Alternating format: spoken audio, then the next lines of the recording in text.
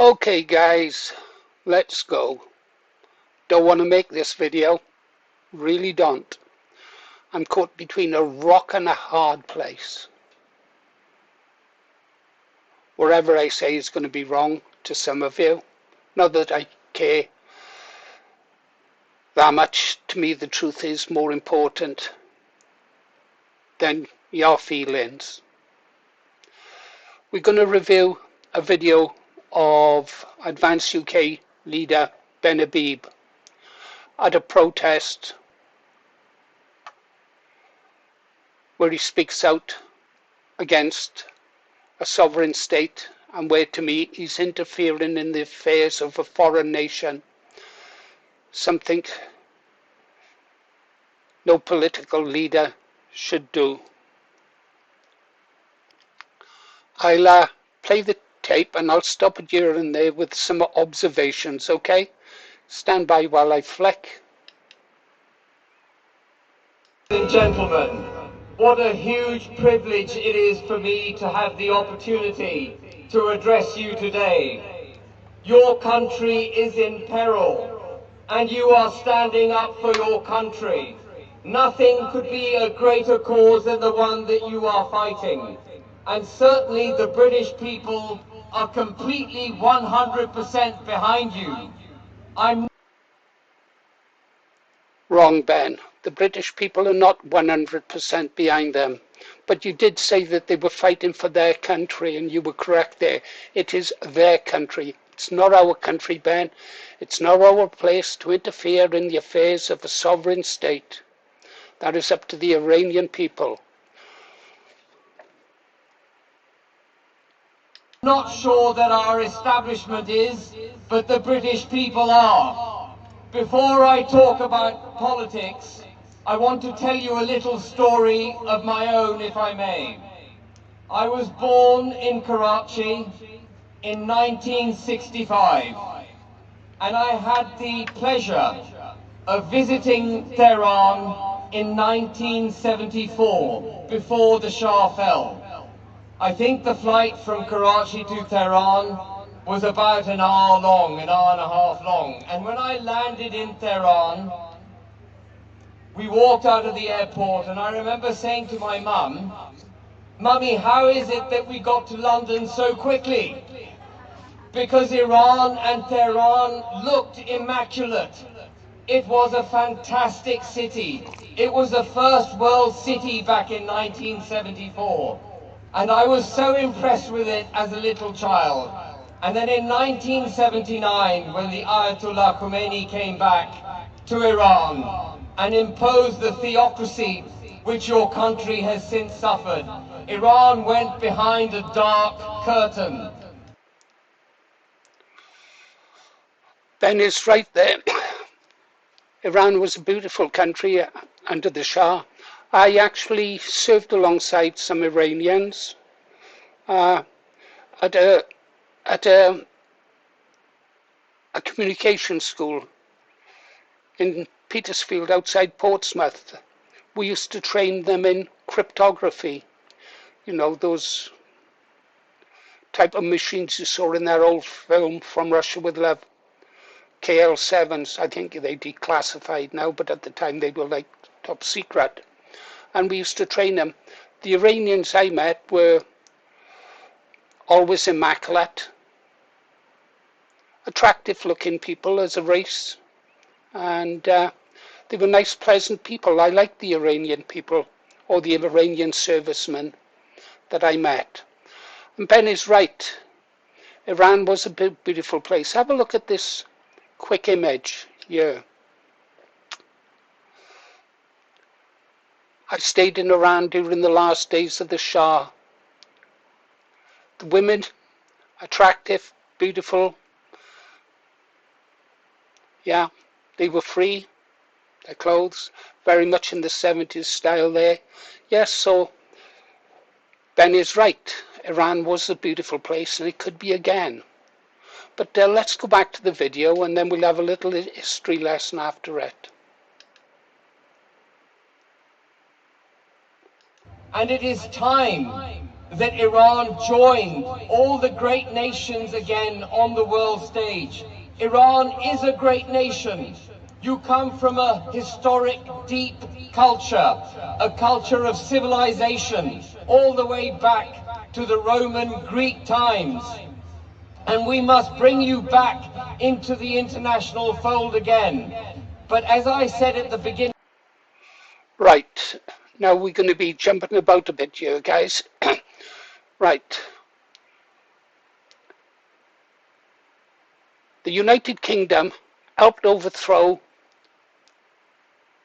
a democratically government back in 1953.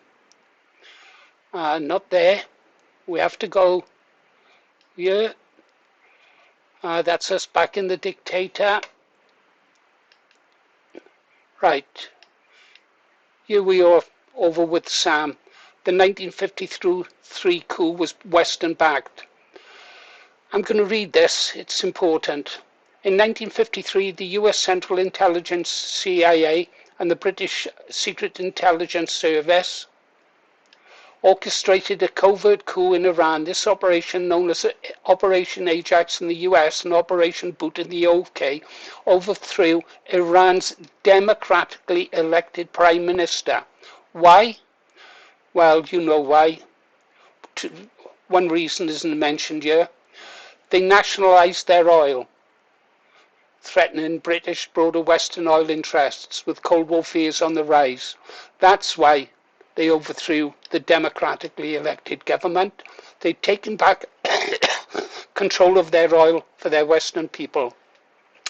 Obviously, under the current regime, they control their own oil and they control their own way of life. This is unacceptable to the globalists. So when talks about welcoming them back onto the international stage, what he means is taking back control of their oil. At the same time, assisting that other Middle Eastern country to expand its borders. I don't think the British establishment have got there yet.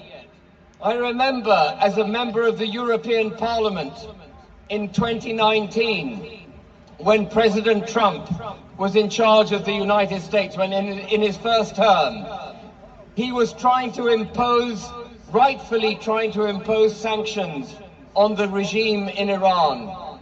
And the European Union, of which the United Kingdom was obviously a member. Instead of living in peace, the West causes trouble for itself by imposing sanctions, bringing hardship to the people of the countries we impose sanctions on. It doesn't affect their leaders, but it does affect their people. In those days, was trying to undermine those sanctions. The European Union was trying to make sure that the sanctions could not bite. They were finding routes to ignore those sanctions. And if you wind the clock forward to today, you see Starmer, you see the European Union, you see other mainstream British politicians, all making the case for the Palestinian people. But they forget that the Palestinians' plight is as a result of Hamas. And who is supporting Hamas? It is the Iranian terrorist regime. And we must stand up to that regime. We have to have the courage. Ban. I'm no lover of Islam, guys. As you know, I deport every Muslim in this country. But neither am I blind to what is happening.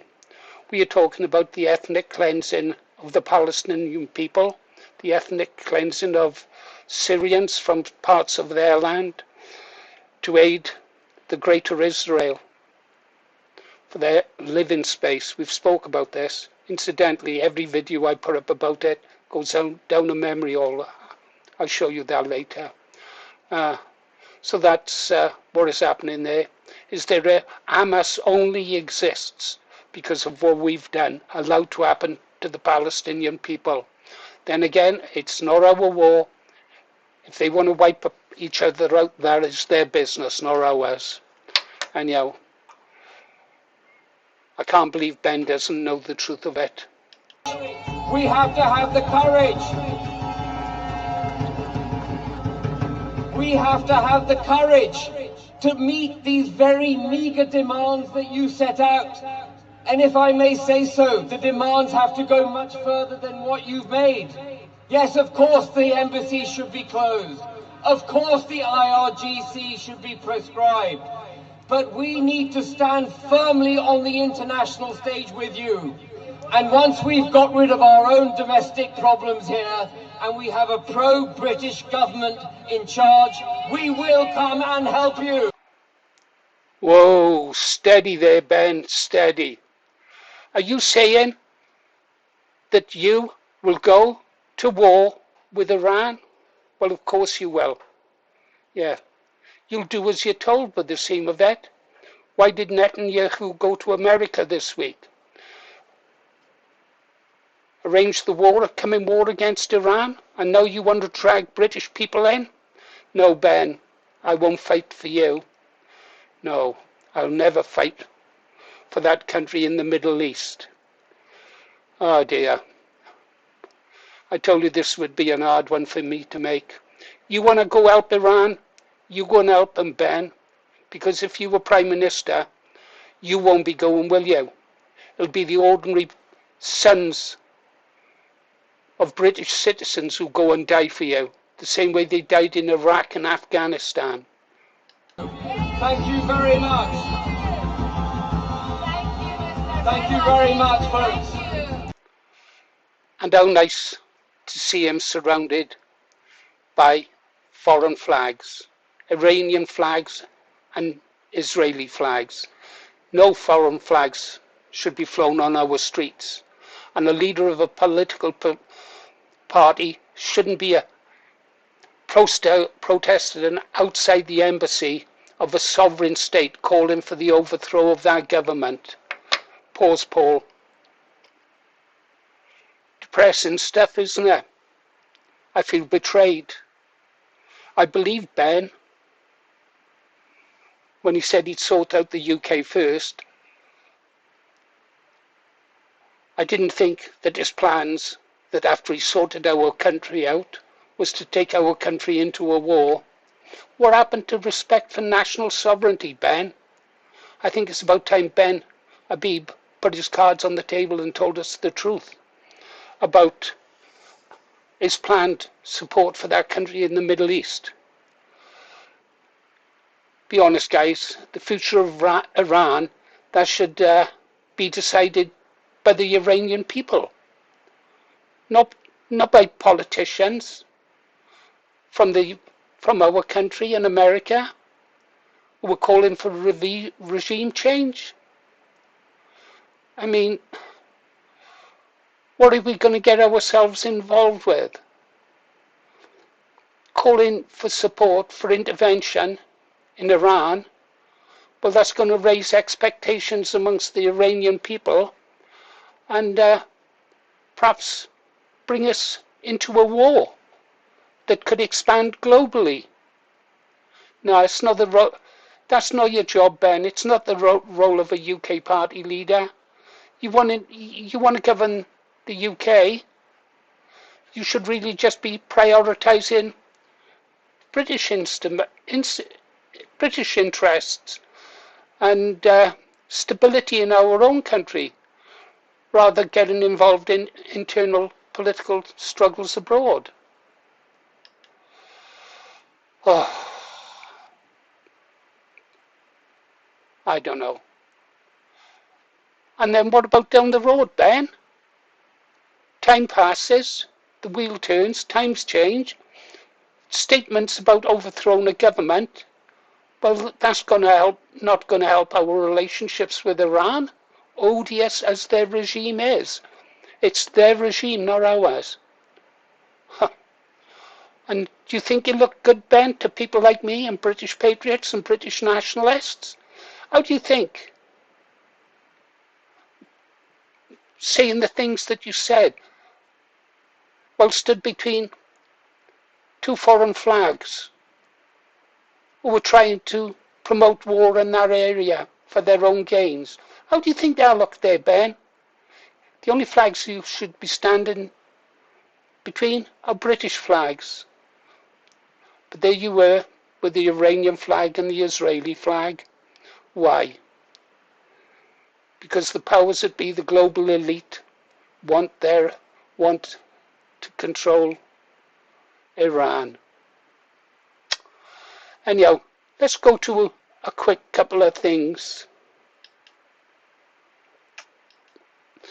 When Iran backed Iran's dictator, after the UK helped overthrow Iran's government in 1953, it was all good for business. We helped prop up this regime with Army, Air Force and Navy training teams. I told you this is when I'd met the Iranians learning cryptography. Give them all kinds of support, sold them all kinds of weapons. Yeah, good for big business, good for the arms dealers, good for the oil companies. Yeah. And then we have, after we'd overthrown the democratically elected government and put the Shah in, and then the Islamists come on the scene, well, we then helped them. Worked with CIA to provide a list of alleged. Highlight at least one foreign office official consider how the UK might benefit from the forced confessions. So we were supporting torture. We were providing names.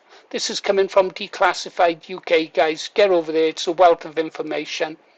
They go through all the government documents that have been declassified. And then over here, this, that led, I believe, to the Lockerbie disaster, when one of our airliners was blown out of the sky. People forget that the Americans, what was it, the Visconti, shot down an Iranian airliner. Yeah, they put out a pathetic excuse. The captain of the ship was decorated, but it was deliberate. Tried to cover it up. Later on, when the truth came out, the Americans had to pay a large sum of money to them. So everything is not what it seems, is it? I agree, I'd like Iran to be free of Islam, so they could return to a Western style living. But that's going to be at a price. It'll be the looting of their country. Anyhow, I think that's all I got for you. Having problems with YouTube, memory holding videos where I talk about that country in the Middle East. I don't know. I think I might just go over to Rumble. Can't speak freely on YouTube. See you on the next one.